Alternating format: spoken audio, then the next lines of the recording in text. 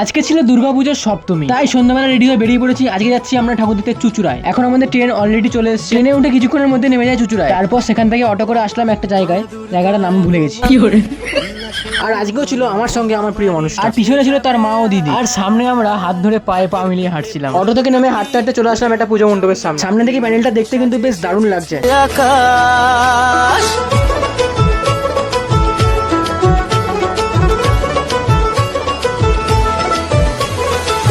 তারপর ওখান থেকে বেরিয়ে চলে আসছে আর একটা পুজো মণ্ডপ। আর এই মণ্ডপের ঠাকুরটা তোমরা খালি একবার দেখো, দেখতে কি সুন্দর লাগছে।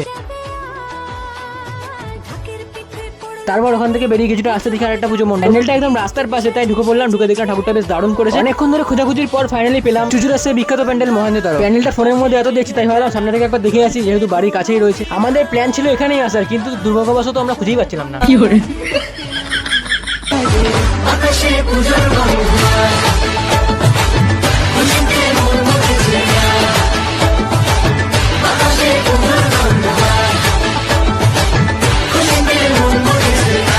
আমরা এখানে বেশ কিছুক্ষণ স্টাইল মারার পর চলে যাই ভিতরে। প্যান্ডেলটা করতে ব্যবহার করা হয়েছে বালি আর সিমেন্ট। এখন আমরা ভেতরে প্রবেশ করছি, তোমরা খালি ভেতরের ক্রাউডটা দেখো। আমরা এখন সিঁড়ি দিয়ে নিচে নামছি। ভেতরটা কিন্তু খুব সুন্দর করেছে, দেখতে পাচ্ছ চারিদিকে।